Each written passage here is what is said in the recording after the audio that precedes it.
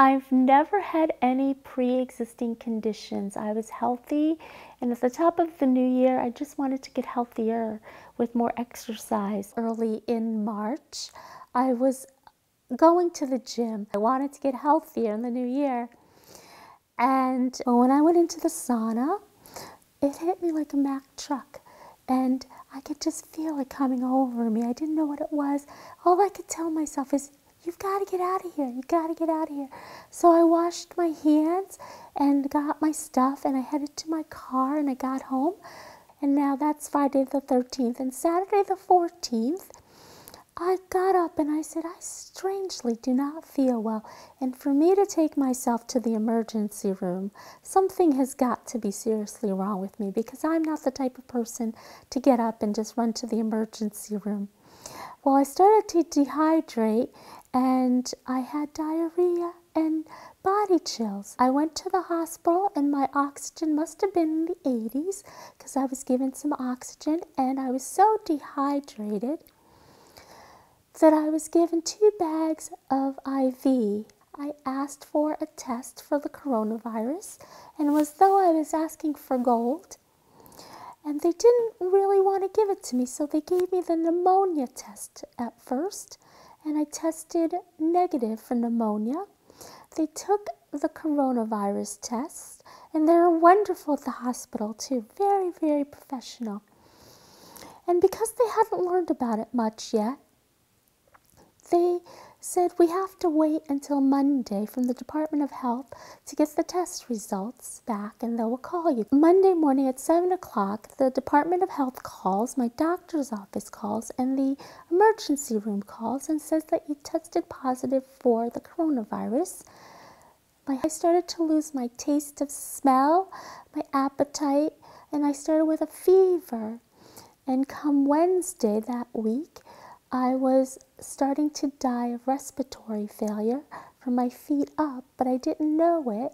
I was still having the diarrhea, the fever, the body chills, and the headaches, the taste of nothing. And so I would start to hallucinate. And by Thursday, I completely stopped eating. On Friday, I couldn't walk anymore. I was starting to turn blue. That's when we got to the hospital. My oxygen must have been in the 60s, dropped 20 from the week before.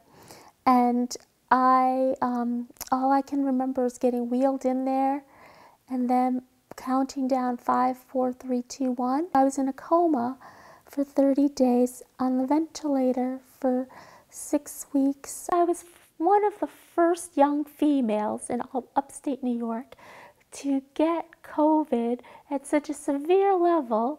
I was tube fed, and I have a big hole here now and a big scar down my stomach. And then I got trached, and so I have a smile emoji. It's my badge of honor. My family was terrified, my mom, my dad, everyone was terrified. So everyone was having prayer groups, and my husband a lot of times waited to see if today was the day that he would have to come and say goodbye by Zoom. My husband was told to bring our daughter home from college to say goodbye to her mom. But that's not the story. That's not the ending. I was one of the first young females in upstate New York to have the drug remdesivir tried on me. And they gave me the 10-day dose. Governor Cuomo mentioned using the remdesivir on me, and it worked. But I had the hydrochloroquine and Zithromax, and you name it. I had the drug, and none of those worked. Now, I can't say that they didn't really work. They could have played a part of working, but the remdesivir was the one that helped me. That following week, Fauci, the White House, was calling my room, but I was on the ventilator, so I couldn't speak to him. So the caseworker spoke to him and the physical therapist. It was very brief.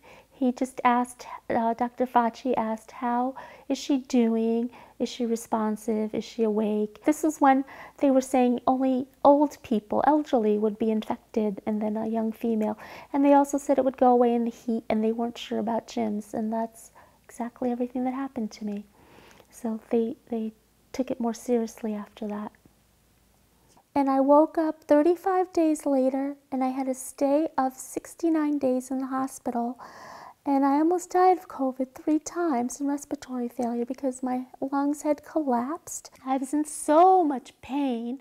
My body felt like shards of glass, like fiberglass, and I didn't have movement in my legs, in my feet, in my arms, in my body. I had no loss of taste and loss of smell, and I lost the function of being able to swallow. I lost my hair.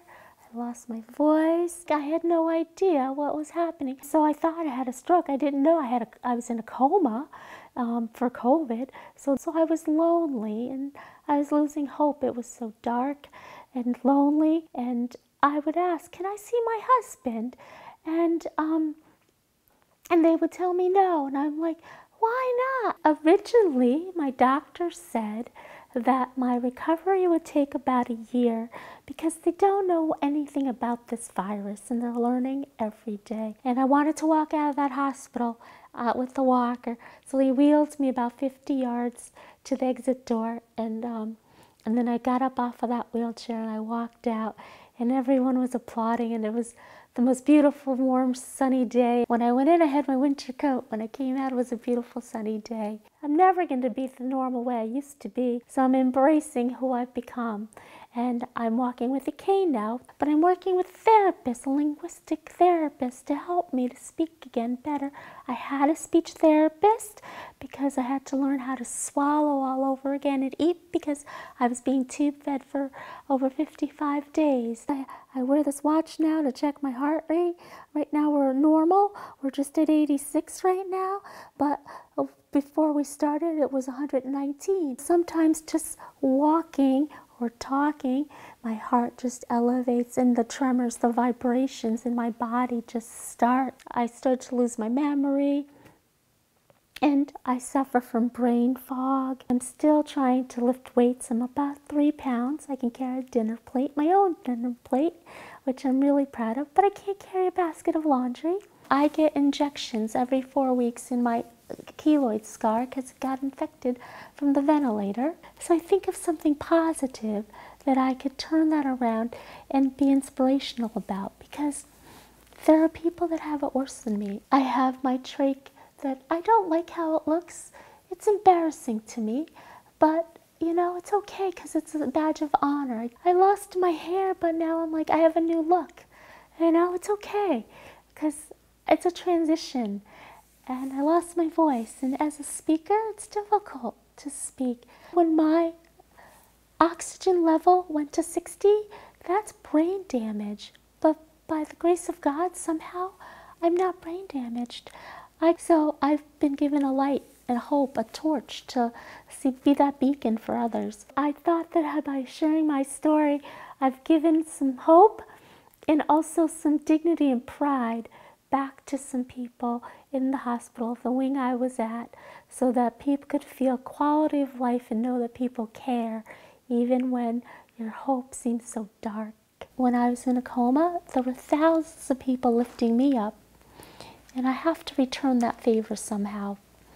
And I feel indebted, and I feel grateful for it.